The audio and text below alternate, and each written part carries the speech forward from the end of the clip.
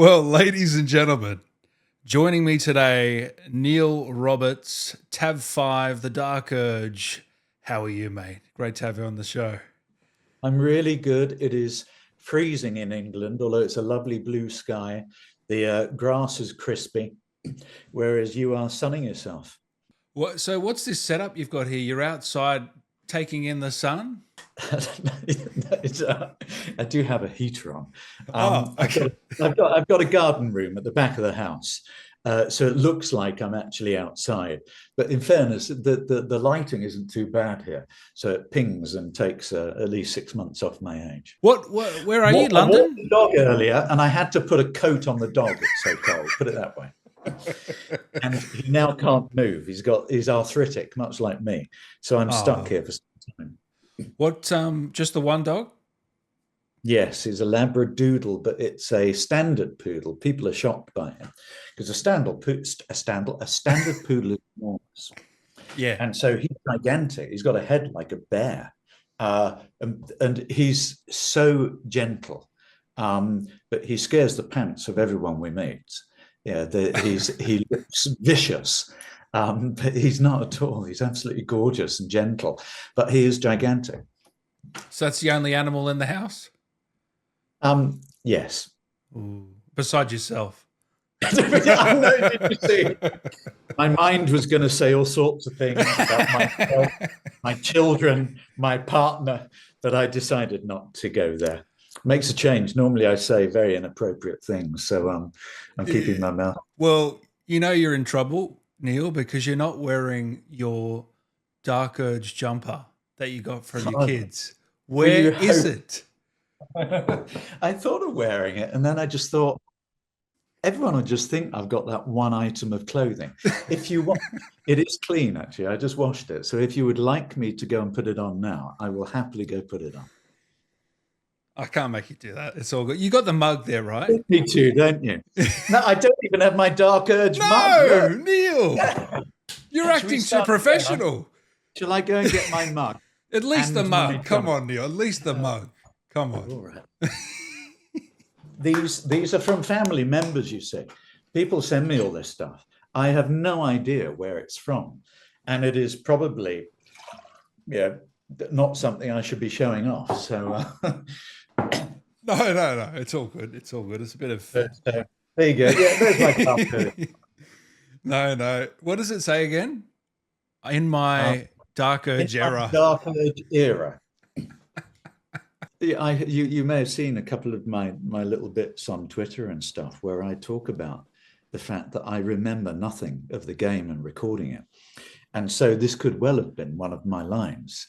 And that's why I was rather embarrassed saying, no, I don't know what it is, but good. At least it's not an inside joke. That's good. What about this line? Your brain juices, sticky and sweet. Yes, I do remember that. The only reason I remember it is the one thing I can watch, you see. People send me little clips of my voice and stuff within games, and all of a sudden being in the studio comes back to me. But if you said to me, can you say some Dark Urge dialogue, I wouldn't have a clue about any of it. But you're on Cameo, so what are you doing on there? You're just making stuff up? There's a couple of things. I have been Googling some of my lines. Oh, nice. Some people tell me what to do. Yeah. Very specific requests. Yeah. And so, I'm winging it a bit. However, obviously, it's if you do book a Cameo message, it will be very personalized and very specific to your needs, and obviously the Dark Urge too. And I talk forever. Get a Cameo from Neil, guys.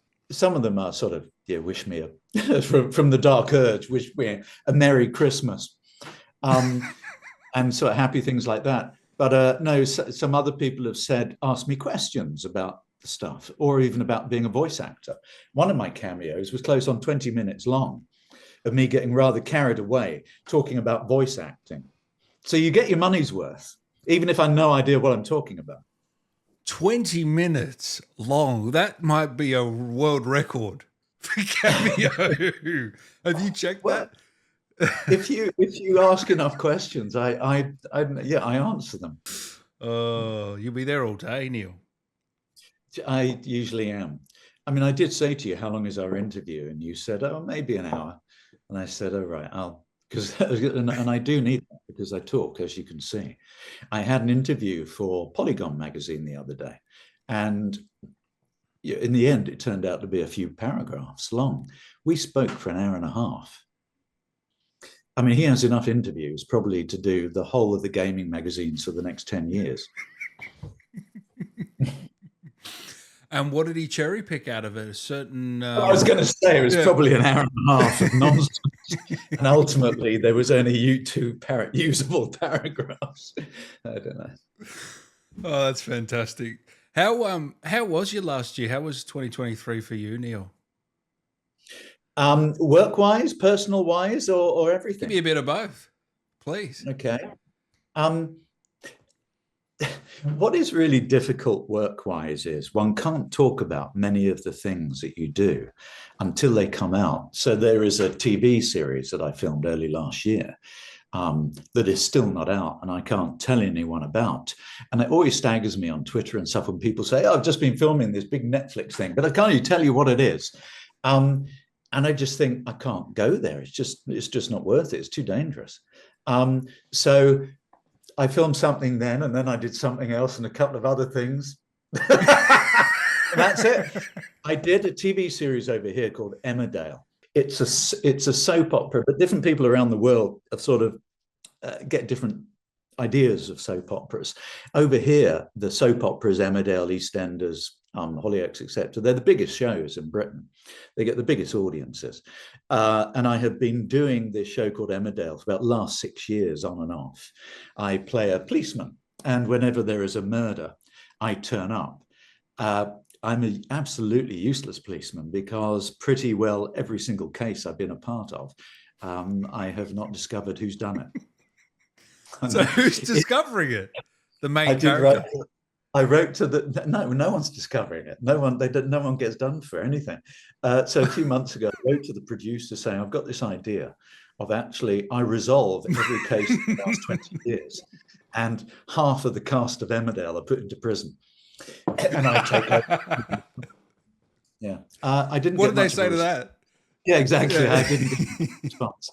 I said something like, yeah, I'm trying to remember actually what they said. Yes, lovely to hear from you, Neil. Goodbye.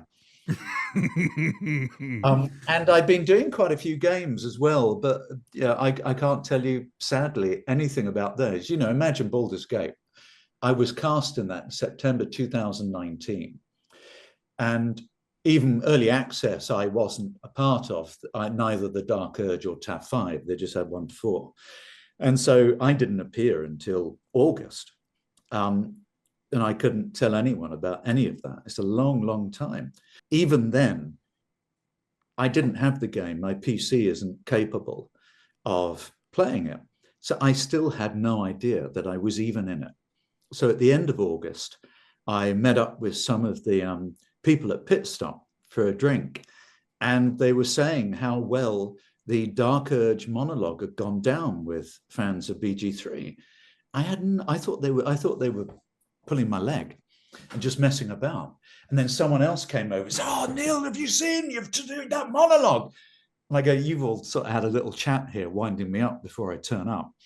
And it transpired they weren't, but I didn't even know I was used in the game, let alone, yeah, they could easily just have cut me out and said, we've had 4 years of you, but you haven't made the cut. But the writer specifically said you were the voice of the Dark Urge. Is that correct?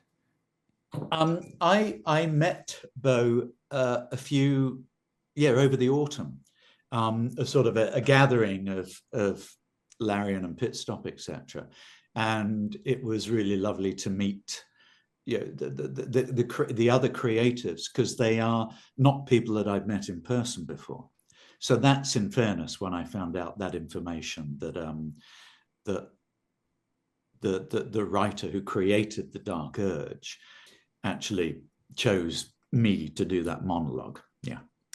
And when you saw that monologue on YouTube with, 2 million views just on one video, and all the comments Most of it like, is me. No, most of it is me replaying it time and time again. Sense. well, the title is this voice actor needs a raise or something like I that. know. I did. I did send it to my both. Yeah, I sent it to my agent. I sent it to Pitstop. I sent it to Sven at Larian. Much like the Emmerdale, I got very little response. But yeah, isn't it Oh. great? This needs a raise. Yeah, it didn't seem to hasn't made a difference. I think it's, what do you think it is that connected with people? Because people are getting emotional over that, because you kind of, in that monologue, it kind of came across you as scared, not only confused, but scared. Yeah, Neil being confused and not knowing what he was doing, probably. No, we had a long chat with the director, and who was also talking with Bo. And so I didn't know it was the image that it was going to go with. I knew it was customizable. And therefore, I think potentially a tricky thing of the tabs is that you have to create something that is usable within an awful lot of images and characters that people create and choose. I've always believed that ultimately, even though they're not humans, the thing that makes characters accessible is having something human within it. And so a human emotion of some sort. So what we tried to discuss was actually the reality of, if you have some sort of urge, you're taken over by whatever thoughts and this voice, but you don't know your backstory, how confusing that is, and the conflict within that. And so ultimately, that's what we played. In fairness, we did a few different versions. Yeah, obviously, I can't remember what the versions were, but we did do different versions with different pushing those barriers a bit further.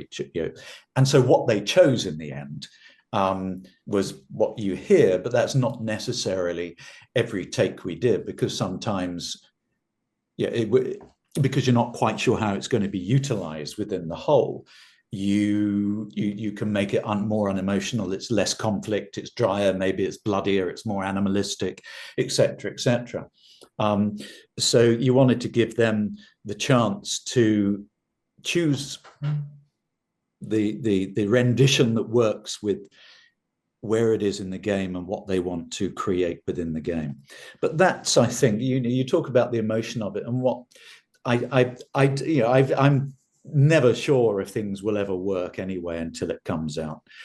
And so what people have latched onto, I'm not sure, but certainly what we wanted to create is that human side of it and that conflict within it, because it sounds really pretentious maybe, but I genuinely believe that a lot of conflict that we have in our normal lives, not in the same way as the dark urge, but we have intrusive thoughts. All of us have intrusive thoughts. All of us have that thing that would almost lets us blurt out or behave in a certain way. And what is it that stops us doing that? Most of us have some sort of conscience that stops that. And so it isn't just sort of that dark urge character that has that. I think we all have, and that's what humanizes it. I do also think, I heard something the other day. There's a new game that's about to come out, and initially it was all, I can't remember what it was. It Grand Theft Auto, where initially it was running people down and doing bad things. And I think people had a joy in doing those bad things, because that's the opportunity, a safe environment within a game where you can do that and play that. And maybe we want to let off that steam, and that's great. And therefore is that you can go into that dark urge, you can do those bad things in that safe environment, relish all of that. It's not supposed to be any more than that. Or you can resist it and enjoy and relish that resistance. And I think that to be able to have that choice, and I think when I mentioned Grand Theft Auto, I think in the olden days, you didn't have that choice. It was, you splatter everything. Apparently in the new version, from my understanding, there's going to be that choice.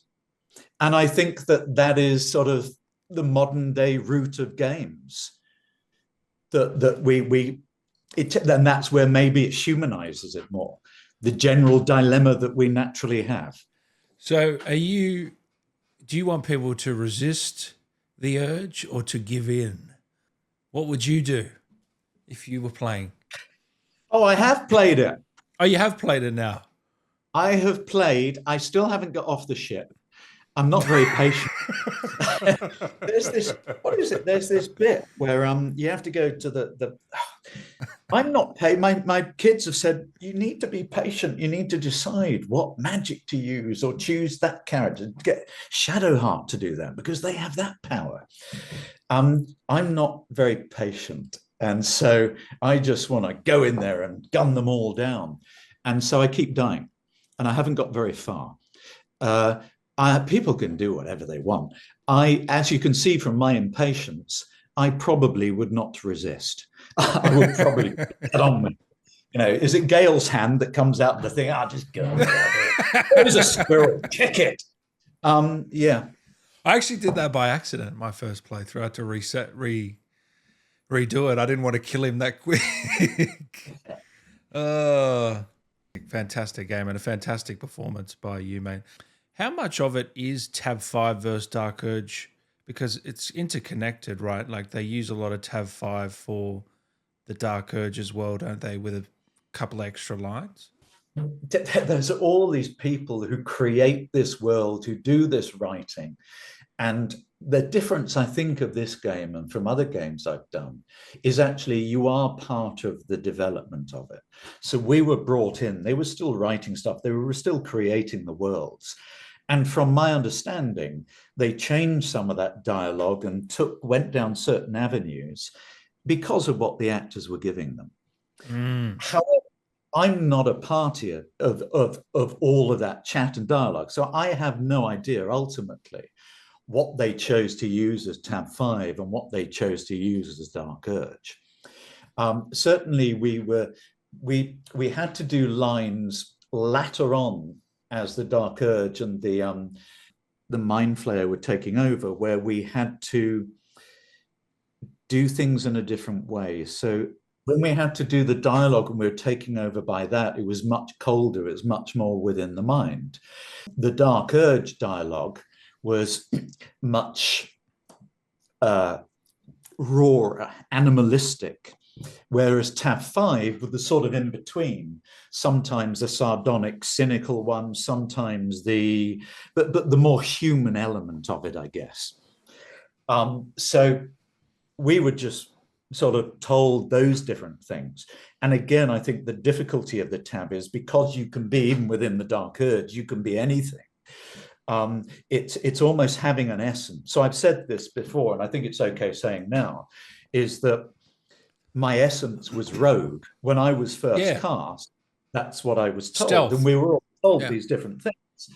And even though I think when you play, it doesn't come up Tab 5 rogue element, but it does have that quality to it. So it may unconsciously, in fact, from a player's point of view, fit in with what they're trying to do. But as I said, an awful lot of this sort of developed as it went on. Some of it got more emotional. Some of it got, initially we were doing the Tabs were doing some of the narration. And so, and then they changed all of that and decided there was going to be a narrator. So there's all these different things as it went along. And therefore, I think an awful lot of the dialogue that we may have recorded initially was never used and isn't used within the game. And because I haven't, normally when you do a TV or a film, you can watch it. You can watch it and you think, right, I'm going to be interviewed for this. I made it 2 years ago. I'm going to have to at least sort of refresh my mind. Yeah. Or some of my dialogue or maybe some of my decisions. So this is really hard because I have to play the game. Not only do I have to play the game for 500 hours, I have to be decent at the game so I can get through all of those levels. And so, but that's what you've got kids for, Neil. Yes, they have played the game indeed, but they have not used me. Come on. Well, no, there's a couple of things. One of them, they do not want their dad telling them what to do within a game. Secondly, they certainly do not want their dad having sex with someone else. Oh, yeah, I forgot about that. And so my kids, they played the game. They certainly don't use my voice. So how old are your kids, by the way? Well, 28 and 22, Oh, okay. and Yeah. also that I've got 11-year-olds as well who Oh, isn't allowed nice. to play. No. I Yeah. showed him the trailer and it popped up and it said 18. I thought, really? I didn't even know it was an 18. And I showed him this trailer and this, the tadpole going in the eye and pause. This might not be right for you. He had his little friend with him, and I had to text a little friend's mother saying, I accidentally showed Oh, the start of this thing. If there's nightmares, I apologize. that's Oh, fantastic. wait, hang on. I need my Dark Urge mug. There you What go. are we drinking? Coffee, tea? Oh, yeah, everything. Oh, a bit of bourbon in there somewhere. I'm trying to keep warm. What do you kids think of all this? I have been an actor for many decades. They really couldn't give a toss. I hear that a lot. I Well, really do. don't give a toss about my career. No, I mean, actors' kids, for some reason, they just don't care. I guess because it's normal for them. I think there's a few things though, and I still think, however big some of these things are, they don't necessarily see it in that way. You're this pain in the arse who sort of, shouts at them for not going to bed or whatever, or want an extra tenner going out on a Saturday night. We send my little 11-year-old out to work, you see. No, but I don't know. Maybe it's that. It's interesting. I have been sent. My older kids now do. They have told their colleagues at work, and their colleagues are big fans of BG3 and big fans of the Dark Urge, Yeah. and so they send them all sorts of images and stuff that they find on the internet. So I don't have to Google myself. But it also may be different if you are, there's something strange, I guess, with games because it's not your face. And so, and lots of the stuff that I did at the end of the 90s that were quite big, I was in Charmed, for instance, because it's in a different country. When we're in America, I was at the late 90s, I was being stopped on Sunset Boulevard and things by people, and you just think there are more famous people than me around. But that's the power of things like Beverly Hills 90210 and Charmed, etc. But because those things were big over there and not so big over here, it doesn't have that sort of power. So if I was picking the kids up at the playground and all the kids would be staring at you, if that happened, I think there may be a different relationship with my kids' views of me being an actor. But because the majority of stuff I do doesn't have that embarrassing power or that stopping in the street all the time, just occasionally. So I think, I'm just a jobbing actor ultimately, and therefore they don't have any view of me being, the Dark Urge. Even when it's a massive, game of the year, it's won every game of the year award under the sun. You know what I mean? It's a big deal. You know what is really, really strange? I always feel a bit of an imposter and distance from everything. And I think there's two things, actually. One is I have relatives that I bumped into, quite close relatives, sort of step nephews and stuff. Oh, congratulations on the game. Oh, that's nice. No, it's huge. No, it's gigantic. And so they view it as something really, really big. But to be frank, I am just a jobbing actor who did an audition yesterday for some other game, who's going to put the phone down to you and go into my laundry room where I've turned into a studio, and I do an audition for the next game. So I don't see that in my little world. I think it's lovely and I think it's wonderful. And I think the community of BG3 is extraordinary. And I think that this game is very special. I guess this is one thing, actually. The messages I have got and the people I've spoken to have found this game really special and involving. And I will be honest, I have no idea what that is about. When I did Charmed and shows like that, there was a similar vibe to it of people appreciating the characters within it and the stories, and almost there's a closeness and a love of it that is different from just playing a game or watching a TV series.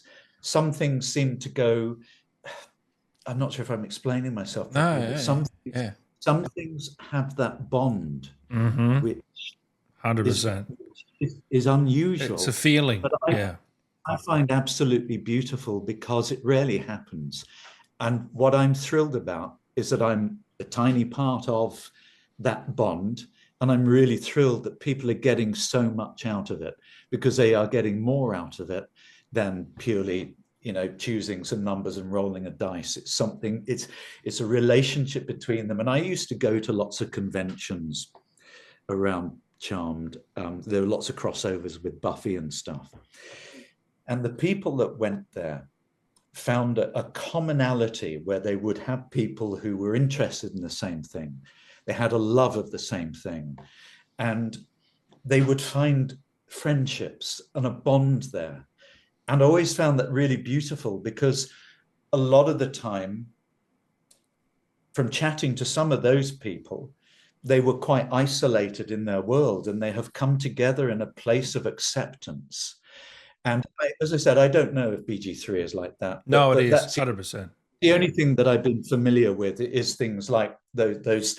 And I guess it's something to do with that fantasy, maybe. I know that Charmed is also about 3 strong women, which doesn't always happen. And it just seems to resonate the same in Baldur's Gate. And the little bit I have played it and the characters that I have heard is that the gender, sexuality, everything is approved of and grounded and accepted in this world. And I think that is what's special about it, particularly in a normal world that we have, where often people try and limit us. So there you go. That is, so even this started from you purely saying, what do you think kids think about you being in this game? I think that the game, even though I'm just saying I'm an actor and jobbing actor, etc., nothing's changed. Everything's quite, I just audition as I always do. What I'm really proud of is being a part of something that is affecting people's lives in this way. Oh yeah, it's affected millions of people's lives in a very special way. And as you said, you're a big part of it. I mean, how many people, who knows how many people pick tab 5? I don't know the numbers. Well, I think it was interesting, they came out recently with some percentages of the characters, of who's most romanced, of who do people mainly choose within the origin characters. And I think it was something like 95% of players customize their characters, which therefore means out of those 8 voices that they can have, there are millions and millions and millions. I was quite astounded, because I made the assumption everyone would want to be an origin character. Of course, everyone wants to romance an origin character and get them in a party. So I didn't realize that, but it does mean absolutely there. I'm not sure if I want to know the breakdown of the 8 voices. Who's most popular? Yeah, it'd be an interesting. They're never going to release that, so don't worry. But that would be a very interesting stat to see for sure. But I love how they give you so many options, different options. I think it's brilliant. I was watching after the Game Awards. They had Sean Astin and Elijah Wood. They were saying on that, this is the most complex character creation they had ever seen in a game. And I think, when I have read people when they've spent hours and hours of stuff, many, many hours is even in the creation of it.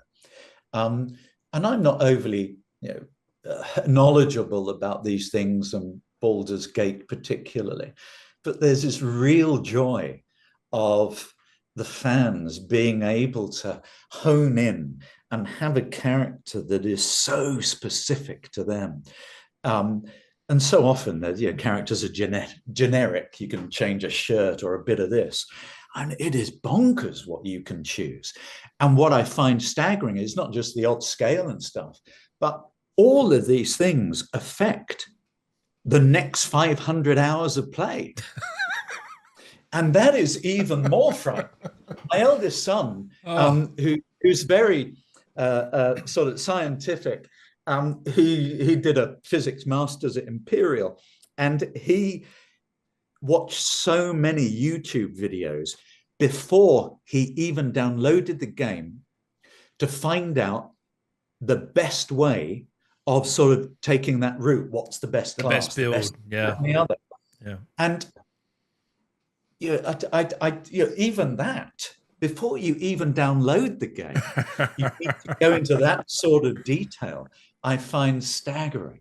So has this game opened your eyes to gaming a lot? Like, have you learned a lot about the gaming world from this experience and the aftermath? It seems like you have. I used to love games. I'm so old. The first game I had was a Nintendo. What's it called? It slipped my mind. Beep, beep, beep. Oh, beep, we're talking real old school. Yeah. Oh, Little Ping Pong. It's on my Twitter feed because I picked it up the other day. What was your first game? They're all coming out with these different things. I think, no, I go back a long way. I used to adore games. And when my eldest was little, there were Lego PC games, Lego Racers, I think it was called, where he was too little, in fact. You had to finish first to open up the next level. And he'd have a great time, but he couldn't quite open it up. So he would go to bed, and I would spend hours and hours and hours being what I thought was a really good daddy of winning this round so I could open up the next bloody round. And I actually really enjoyed it though. And I remember, was it Castle Wolfenstein? Sorry, I shouldn't say that with an accent, should I? But I can't help saying it with an accent for some reason. I remember playing that. Probably, is it about 2099, something like that? Yeah. And on the PC, all the lights off, everyone gone to bed. It would really scare me. And I had to stop playing it because I couldn't sleep. So as soon as my kids were old enough, there was a new Castle Wolfenstein, I think in about, is it 2014? Yeah. And I bought that. And there was again, just scared to death. I used to adore games, and I used to go to arcades all the time, and those zombies, where you would shoot things. Yeah, yeah. Spend an absolute fortune. I go into London to Leicester Square for an audition, and I go in, arrive early, go, all right, I'll go to the arcades, do my audition, just get it over with. And then I go back in the arcade again. But yeah, playing all of those games, not fruit machines, I used to adore them. And I don't know what it is. As I've got older, maybe it's just life in general gets on top of you. You don't feel that you can spend the time on it. And so, although I still play certain games, and things like Call of Duty is quite easy in that you just I'm sure you should use tactics, but I just shoot everything. But that's my problem with lots of these games, is that they take so long. It's a time investment. Yeah. Yeah. And I just don't feel I have that time, which is ridiculous. But yeah, so you say it's only more recently. I know that there's an awful lot of actors in Baldur's Gate who predominantly do games. And I know Neil has been quite honest. He's done Hollyoaks, he's done all sorts of different things. But he's been quite honest about, I think it was about 10 years ago, where games sort of saved him. It gave him a new drive. It gave him a world where all of his different things were appreciated. And so I guess I have come to games more recently. And I do an awful lot of different things. I also do a lot of theatre, and I do musicals in the West End. I was in Mamma Mia. I did Mary Poppins, all these different things. And so games indeed is something newer, but now I've done some, whether I am just better at it and auditioning at it, or whether people know me a little bit, I don't know, but I am doing more and more games now. Great to hear. There are a lot of people, though, who can manipulate their voice. They can do 20 different characters. They all sound different. And I can't do that. You buy me. That's great. I love that. No, I love that. You can sort of have a jolly me or a dark urge me, whatever it might be. But they're all in essence me. I'm not sure if within games that is whether that's sellable possible or not. Yeah. It definitely is sellable, especially with a voice like yours. With the acting chops that you've got, I think you'll be more than fine, Neil. Well, that's very kind of you, Dan. Thank you. Oh, mate. It's been a pleasure to have you on. What do you want to say to the fans? The fans of Baldur's Gate. Oh, gosh. I knew there'd be a question that you'd ask that I wouldn't have been asked before, and I hadn't even thought of. What are I saying? Keep playing. Keep resisting. No, don't resist. There you go. I'm a bit like the Dark Urge. Resist. No, don't resist. Resist. I guess actually what I want to do is thank the fans for playing the game, for being so generous to all of us voice actors, but certainly to me and what I have offered, particularly within the Dark Urge. People have been generous, as I said, and kind and thoughtful and really positive. And as I told you before, there are many things you do. Some things you do where you think this is going to be absolutely brilliant, and it bombs. And there are other things you do where you think you are brilliant in it, but overall it's rubbish, and therefore you're lost within it all. There are other things you do where you don't quite know what you're a part of, as in what effect it will have on people. And I think this was one of those, that even the Larian team, they worked their asses off, and obviously they showed journalists, etc., sort of various elements over the progress. But ultimately, from my understanding and talking to them, they've been surprised how people have responded to this. And I guess if you knew you were going to have a hit, every film would be, wouldn't it?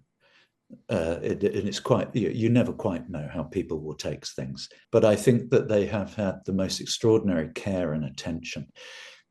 And as I said, the thing about, I think, being a voice actor within this game, having done a few games now, sometimes the actors are a sort of add-on at the end.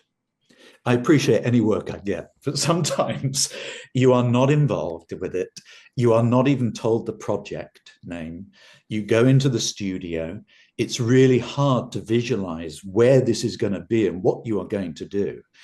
And for me, I like to be able to put myself within the situation, to imagine everything as much as possible. You imagine. So you'd like the set if you could. You'd love to even be in the set itself if you could. Well, to a certain extent, but within Baldur's Gate, because you could be in many different places, and potentially when they record, they're not quite sure where you're going to be even then. I'm not sure if that's necessary. What I want as an actor is for all of you within the team to know where you are within this project, in this scene, this character, as much as possible, for you then to really immerse yourself. I think it's really hard for an actor to be vulnerable and to give in and to understand everything and have your imagination really lit up when there's very sparse knowledge. Well, exactly right. You are making up, so you might have certain information. You think, I think this is what they mean. But obviously you can easily then, you may picture something that is completely different from the reality. Now, obviously, they're going to say, yeah, that voice is great. That fits what we think we've got in mind. But I just think it would be much more satisfying for the actor get as much knowledge as possible, because I feel that then we can give ourselves 100% and being confident that we've made the right choices. And within Baldur's Gate, I do believe we did that, because we had those discussions. We were all part of that development. But I must admit, we are not always. Maybe with some games, the voices, the characters are not as important as other elements of it, which is fine. But I genuinely believe part of the reason Baldur's Gate is so immersive and involving, but because what they created is everything at the same time. And that is what creates a brilliant story and helps the players immerse themselves within it. And if that isn't done in that way, everything, it's almost like you have all these different bits of a jigsaw that don't quite work together. And I guess that I've noticed that can happen with some games. And I think that that's changing, and people are being more responsive to actually create the whole thing as a whole. You play a lot of games. You tell me, what are your thoughts about that? Mate, that's a great answer. It's an ever-evolving landscape. I think one of the things that resonated with people for Baldur's Gate is that there was no predatory sort of trying to grab money out of you. It was a massive amount of content, quality content, for a fair price, and no add-ons or this or that. You get what you're given, right? And it's just quality. And there's so much. I mean, you could play Baldur's Gate for years and not have to play another game, really, because you can play it over and over and get a completely different experience. I think that's what's resonating. And of course, the characters really, I think, resonated with a lot of people. Characters were just second to none, and the writing, and we could go on and on. The music was phenomenal. I mean, everyone was nailing it. So, all right, I'm going to introduce a new segment just for you, Neil, to round this one out. Dan's 13 questions, working title, obviously. Okay, but you still got another 15? Is that all right? You don't need to run? You expect me to answer 13 in 15 minutes. No. Well, when I say 15, it might be 20 or plus. See how we go. Some of them are quick. Some of them are 13 questions. Why 13? Did you decide I want 13 questions, or did you write the questions out and find out there were 13? No. Well, 13 is one of my lucky numbers. That's yeah. No real reason why. Okay, question 1. You're getting an ice cream, 2 scoops on a cone. What flavors are you choosing, Neil? You want short answers? I'm never good at short answers. Go mid-range. I'm not very good at things. You have things like strawberry and stuff, and they're pleasant, but they feel quite perfumed and false. So I actually like a vanilla. But me too. I do like something that then. So I'm also quite partial to a salted caramel. Oh. So we went to the theatre on Sunday, and for £122, we bought the tiniest tub of vanilla ice cream. Captured audience. Right. Ridiculous. Yeah. So I would have 1 scoop of, however, my favorite actually is Mr. Polyfiller. You know what's that? Oh, okay. Yeah. We used to call it Mr. Polyfiller. It was from when I was tiny, and the ice cream van would come down the street and you'd have a 99. So you'd have the swirly, tasteless. I mean, it tasted of nothing. And a flake. And I have a romantic sort of rose-tinted glasses view of ice cream vans and Mr. Polyfiller ice cream with a flake in it that has been sitting in the sun and probably, is drooped a little. So there you go. Do I have to have 2 scoops? Can I have one of those instead? Yeah, you can. Second question, night or morning person? What about neither? Neither? What do you mean? Because I'm really tired when I get up. I'm really tired of an evening before I go so to you're bed. a midday kind of guy. You have me at my pinnacle, at my Everest, my peak at 11 minutes past 12. Can't you tell? It doesn't get any better than this. Did you say in that Polygon interview? Did you say you had ADHD? You found that out recently? Is that right? I was diagnosed actually about 10 years ago, but medically only Okay. diagnosed a couple of years ago, medically or clinically or whatever it's called. So yes, indeed. And part of my answer would be to do what you're saying, because sometimes it's about the anxiety of chatting to people, and also the anxiety, the exhausted nature of focus, that things like today, this afternoon, I will probably just have to lie on the sofa and not be able to move, because I'm absolutely shattered from the discipline, which you haven't noticed in the last hour, but the amazing discipline I have showed within the last hour. And it never made any sense for decades. And when I got that diagnosis, it was a bit like a jigsaw puzzle coming together. So you felt a change in your life? It made sense of an awful lot of situations, behaviors, miscommunications, inappropriateness, blurting out, say what you see. It's a bit like, I don't know if you have the game show catchphrase, where they I know just say they have an image and say what you see, say what you see. My life is like that. Oh, bird, eagle, Dan. Yeah. Anyway, but as a result, yes, it did help enormously. And ADHD is not even something I have told people. I only told my agent about a year ago. I have always been worried and paranoid that things like that can interfere with your job prospects. And so I don't know if it did in a previous world. I think that, and I hope that people are much more accepting now. People are understanding that actually within certain jobs and worlds, these things can be an attribute. And I'm sure as an actor, having ADHD has helped enormously with spontaneity and other various things.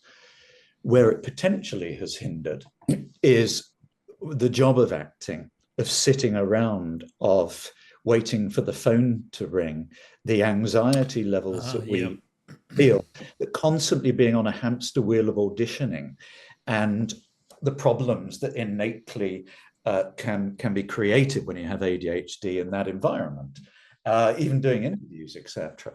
So I'm sure there are some benefits and some that make it difficult. But indeed, so yes, the thing about ADHD also, it has often meant I've had a lot of insomnia too over the years, which goes back to morning or night. I'm absolutely exhausted of an evening because I didn't sleep well the night before. I then don't sleep well, and I'm absolutely exhausted in the morning. Sorry, I shouldn't laugh. I shouldn't laugh. So, yeah. So we're 2 questions in and 15 minutes is done. No, I'm only kidding. Number 3, but part of it is my mind racing and actually just blurting it all out. I'm absolutely loving this, mate. Take your time.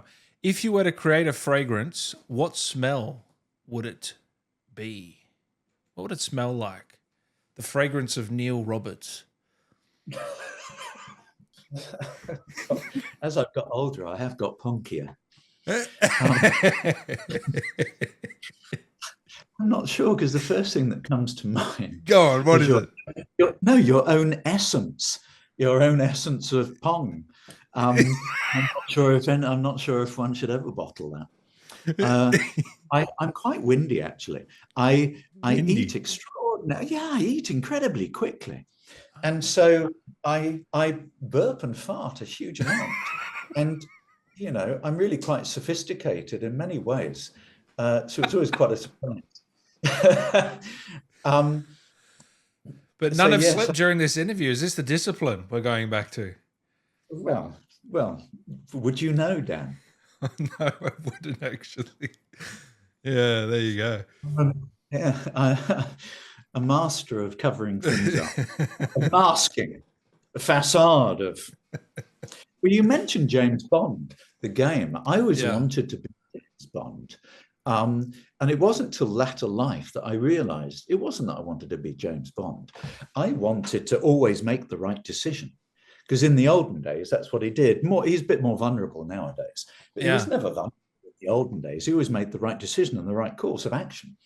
And I think maybe because of my ADHD, I was never like that. People, when they first met me, had a perception of that sort of sophistication and coolness, but it doesn't last for long. And so, yeah, I have no idea why I told you that. But yeah, so the So you want to smell like James Bond, which is a great answer. He smells Brilliant. fantastic, I guarantee it. Number 4, have you ever got someone's autograph? My brother met someone from Coronation Street when I was in my teens and said, and he said, my brother wants to be an actor. Would you be willing to sign this for me? I'm sure he'd be really interested. His name's Neil. And this person signed and gave it back to my brother, who's called Stephen, and said, "Thank you, Neil." And she thought that he was in fact asking for himself, but was too embarrassed. Anyway, he came home, gave me this autograph. I had never watched Coronation Street in my life at that point and didn't know who on earth this person was. I would be really chuffed now. In fairness, one of my kids' godparents is a regular in Coronation Street. She is absolutely brilliant. But it's not the same person who gave my brother an autograph 50 years ago, whatever it was. 5, what's a skill you'd like to learn but haven't, Neil? How to voice video games. You've got that one down, Pat. Yeah. Technical stuff online. I'm very bad. My stepson now, wants to create YouTube channels. He wants to record himself doing Fortnite. Is it OBS or something? He wants That's to. what we're using right now. Is it IBS? No, OBS. OBS. Yeah. Irritable bowel syndrome. And it gives me a little bit of a panic, and my heart starts racing, and my mouth goes dry at the idea, and I start to get a bit of a wink and a twitch when I start to do the technical stuff trying to help him. And of course, it sticks his palms in and starts pressing buttons. And no, you shouldn't do that. It might break it. I wish I was more capable of that. Yeah. Because obviously there's quite an age gap of all the children that are within my blended family. Apparently in Finland, they don't call it a blended family. They call it a bonus family when sort of people get divorced and then they get remarried. Yeah, a bonus family. Yeah, right. So, yeah. I wish I was a little more technically capable, because all I needed to do with the first one was to play Lego Racers and win a round, and he was impressed. Now I have to set up this OBS, Fortnite, YouTube, Minecraft, everything else. So, in fairness, I don't have time for Baldur's Gate 3 because I'm playing all these other games. Neil, my cheeks are starting to hurt from laughing. If aliens, I'm serious, if aliens visited Earth and you were selected to be the one to talk to them for the first time, what would you say to them, Neil? I would do the Dark Urge monologue. Your brain juices are sticky. Oh, that's actually not the monologue. I just remembered where it is. Oh, God, that's the wrong line. That's the wrong. You got to the monologue's kill, kill, kill. Is that what you're going to be telling them? Yeah, Mr. Alien. Kill, kill, kill. No, you must resist. There you go. I can't remember anything. I did Hamlet once. I can't even remember Hamlet. To be your, I don't know. That's a In great fairness, answer. an awful lot Honestly. an awful lot of TV I do is worth forgetting. But Oh, sometimes, come off it. no, sometimes you, and I don't know if it's something in you. You know, you do a show 8 nights a week. I did, you know, Mary Poppins, Mamma Mia, whatever it might be, 8 shows a week. You know it inside out. You go on holiday for 2 weeks. You go back to your performance having not done it for just 2 weeks, but having done it for months and months and months. And there is this blind panic where, again, your heart's doing this, your mouth goes dry, and you can't quite remember the lines. And you think, Yeah. So, you know, doing Baldur's Gate over 4 years, I have no idea. Yeah, but I would obviously have to have a screen in front of me when I meet the aliens, and then do the monologue to them, and hope that I can get past kill, kill, kill again before I'm killed. If you had to replace yourself as the Dark Urge with another actor, who would you choose to play the Dark Urge in Tab 5?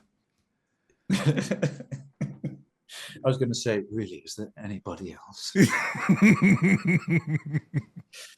No, that sounds terrible. If you have to be replaced, who are you choosing? Well, in fairness, we couldn't even remember Elijah Wood's name. So if I have to think of an actor, I can't remember them anyway. They don't know that. I edited Neil that Newbon. In. I know what. Neil Newbon. Then Tab 5, Dark Urge, and win another award. Hey. And maybe it could have brackets, Neil Roberts. Oh, God. Number 8. Favorite comedy film? I, for the first time last week, saw Mean Girls. Right. It came out in 2004. I've never seen it before. Yeah. And my wife wanted me to watch it. She was just stunned that I'd never seen it before. And I was shocked because there's an awful lot of comedies which I can laugh at for half an hour, but then the humor is always the same. So to be honest, I prefer sort of, therefore, dark comedies or dramedies, as they say in America, a drama comedy. However, I was really surprised. It's 20 years old, but it's brilliant. It is really, really clever. It's written by Tina Fey, who's also in it. They're remaking it, you know, don't you? Comes out next week. I thought they were doing the musical version of it. Yeah, remake kind of musical, yeah. So is it, but I thought it was therefore a film version of the musical, which is a version of the film, as opposed to part 2. Yeah, it's not part 2. I don't think it's part 2. Yeah, I could be wrong. I could be wrong. I'm not. No. Yeah. I think you're right, because my wife does lots of musicals. I think it's coming to Britain soon. So she usually goes through, ooh, what could I be up for here? But yes, I do hear it's coming out. So that's your favorite comedy film of all time? Mean Girls? No, it's the only one that I remember because it's less than a week ago that I watched it. Yeah, I get it. Anything else I have completely forgotten. No. There's something about Mary and stuff is brilliant. There was a time, I don't know, so I remember very little, as you know. So let's go with Mean Girls. It's a great answer. It has been my favorite for the past 19 years. Most of the last 6 days. Your most embarrassing moment that you can remember? She said, thank you for adding that you can remember. The trouble with my ADHD is that you just, as I said, you know, you say what you see sometimes. On Sunday, when we went to the theatre, it was a pantomime. And so it's the sort of thing where the audience are encouraged to shout out. But because of my bizarreness, I shout out at the wrong times. Initially, the actors were ignoring me, which is quite right too. But then, you know, if you say things that they don't want you to shout out at that time. So in the end, they were sort of, I was part of the show. And it's not about narcissistic actors. I don't believe it's about that. as in me being a narcissist and being an actor. Oh, I want to be on stage, darling. It's literally having an inability to shut up. So when we were doing Baldur's Gate, there were at times, you can imagine, where I would say lines that, you know, where there shouldn't be a full stop, but it made me giggle if you put the full stop there, you know, usually a little bit naughty or something. Yeah, and you just look through the glass and see the director and all the other people going, not laughing, just going, no, sometimes I did. I don't know, actually filming Baldur's Gate, which one thing I do remember, in your onesie, dude, because everything was motion capture. Yeah. And I know there's a discussion about who did what motion capture with this. I did motion capture, certainly for pretty well everything I said. What motion capture they used, I have no idea. It may be me, it could be anyone. I wouldn't know. Even the monologue, I did motion capture, but whether it is me holding my hand, I can't remember, or whether they got someone else to do it, I have no idea. But we are in this onesie and it has lots of Velcro over you and these shiny balls all over you and there's million cameras picking up your movement. And I was doing one scene and all of a sudden my feet got stuck together and I just went, and they were looking, they didn't see me, they were looking on the monitor. And so all they saw was Green Power Ranger fall. Yeah. And they heard my voice go, oh, fuck. And they sort of, their head peered up through the glass. I'm lying on the floor. What happened?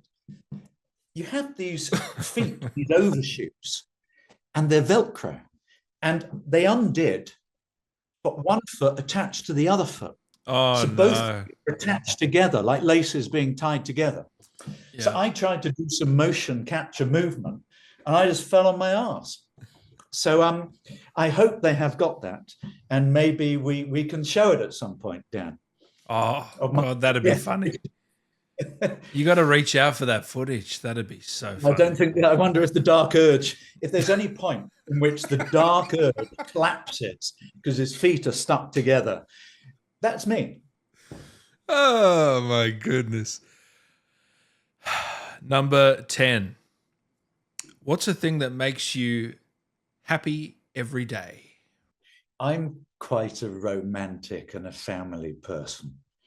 And however much we want our success and our careers and to be creative and to act or whatever you do in your life, what is most important to me is actually my family unit and my kids, the life that they have, and trying to help and encourage and give them support, etc. And sometimes that gives me a lot of anxiety and I think I'm doing a terrible job. Other times I'm doing a reasonable job. But that's why I spend hours doing Lego races for my eldest son, or why I'm trying to learn all these other things for my stepson, so that I can not just be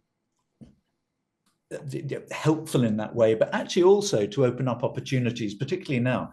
If I can give opportunities to my kids, and my stepson, for instance, can learn all of these various things, and I've enabled that in some way, or whether, you know, he goes to drama or he plays the drums, etc.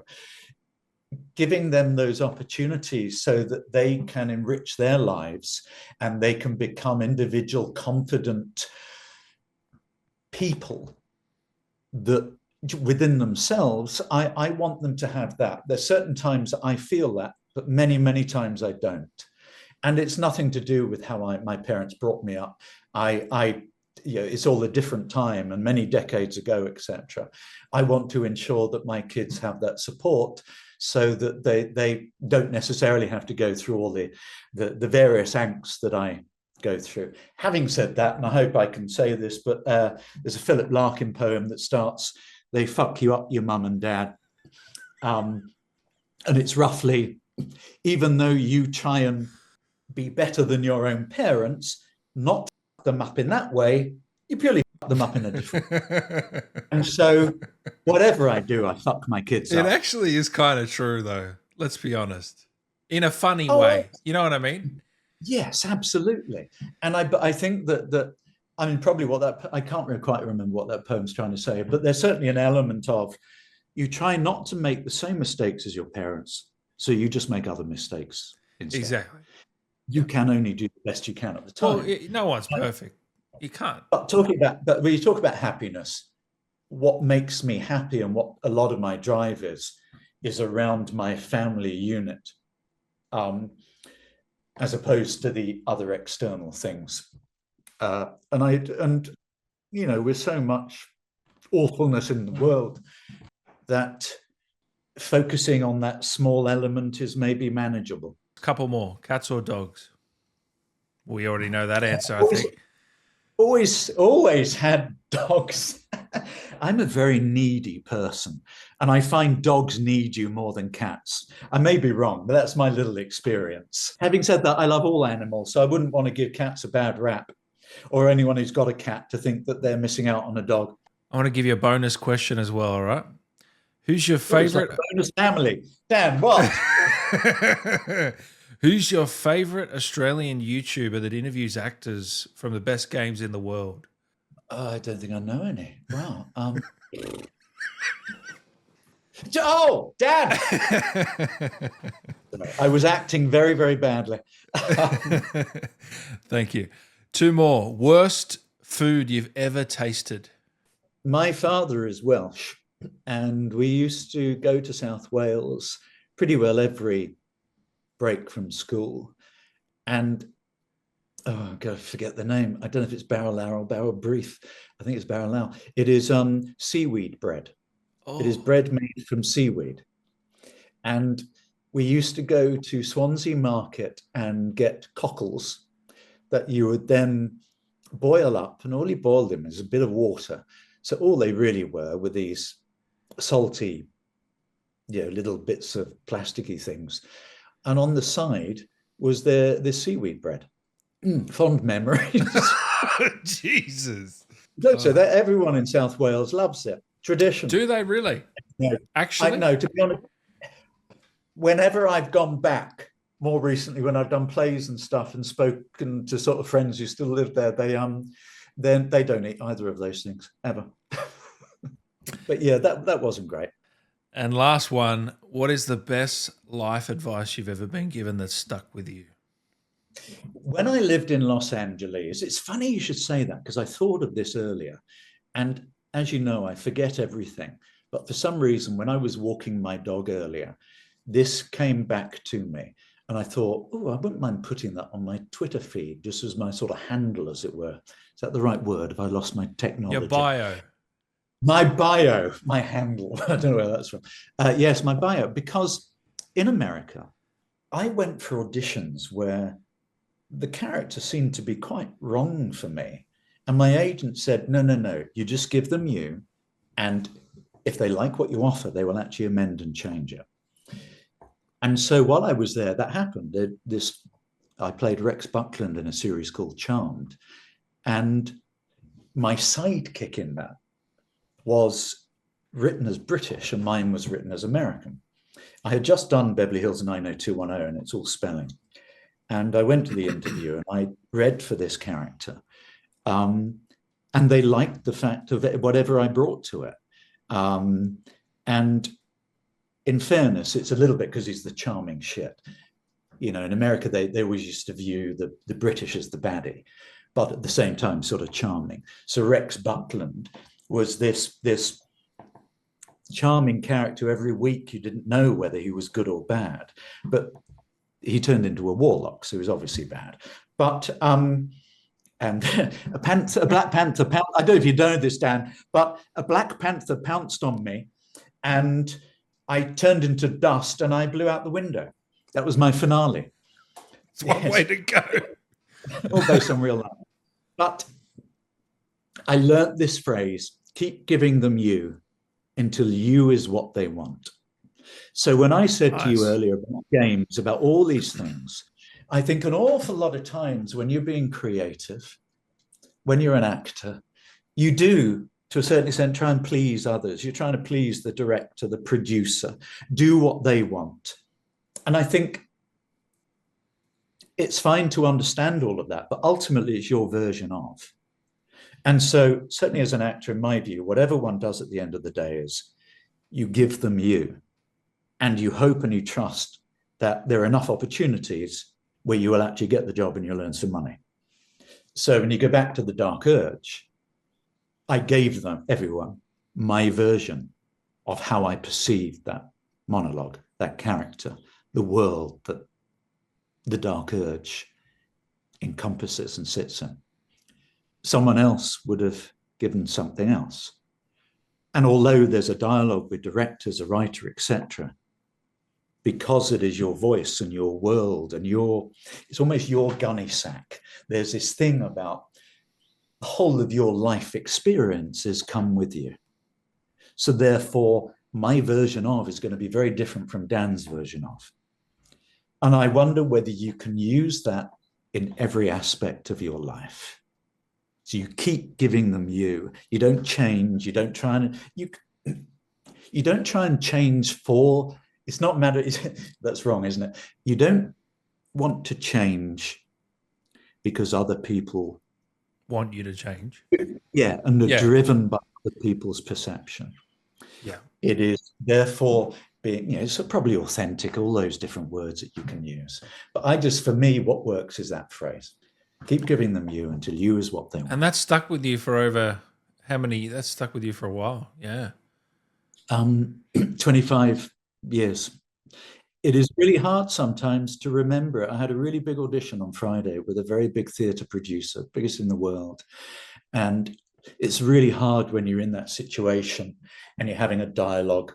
You almost do want approval. You want them to say whatever. You want to do whatever they hope for. But when you look at it the other way around, all they want is for you to walk in the room and to be right for this. And the trouble is, I think, when you mold yourself to what someone else wants, you lose your own identity. You lose yourself. You lose your own uniqueness. And the difference of me going into that room and someone else is the me element. So I need to offer that me part of me and show them that. And sometimes it's quite hard to be vulnerable enough and confident enough and relaxed enough to show the me element. But that's ultimately what you need to do, which is why, for me, when we talk about games, I'm not an actor who can do 20 different voices, etc. I can adapt and mold to a certain extent, but ultimately it's all driven by parts of me. And I have to be comfortable and confident enough that enough people will want to accept that, or be good enough, or whatever, all those other things. But I do think that whenever I have tried to crush that self and please what other people want, it just isn't as spunky or as sparky. It isn't as fun. It's not as unique. It's not as individual. God, that was a long answer yet again. Thank you, Neil. I really appreciate. We've had a lot of laughs today, and that was the 13 questions. So first time, what did you guys think? I thought it was fantastic because we couldn't have picked a better first participant than Neil.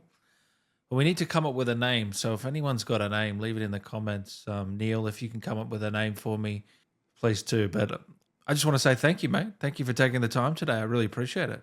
It is a pleasure. As I said, I do talk a lot, so I apologize profusely. But you have been a wonderful listener. I feel as if I've had an hour and 3/4 of therapy. Dan, you listen now. Before I let you go, Neil, Yeah. can the Dark Urge say something to Dan to wrap this up? There's a reason why I'm not a writer. Okay. Well, actually, Dan, having spent a long time with you, but all you really want is to meet a friend of mine because they would like a little word with you. And after all, who am I to resist? I wonder if your brain juices are sticky and sweet. Wretched thing, control yourself. There are some urges, Dan, that one cannot resist. Well, thank you, Durge. And remember, my power walks with you, always at your side. In Baal's name. Oh, I like that ending. Next.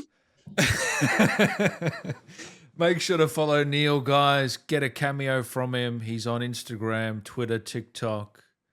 Anywhere else, Neil? No, I don't. Streamily. Some lovely images, actually. Streamily. Gorgeous fan art. Yeah, absolutely beautiful. The fan art for this game is astonishing. The ability of people and just their passion for it must take them hours and hours and hours. It's absolutely gorgeous.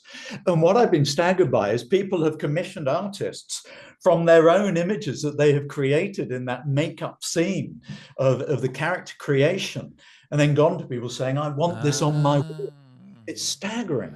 But yes, you can get things like the Dark Urge and stuff on there, but it's beautiful. I'm really, really impressed by that fan art. Beautiful. Thank you so much, Neil. We appreciate it. You have been a gem. No. I appreciate your time. Thank you so much.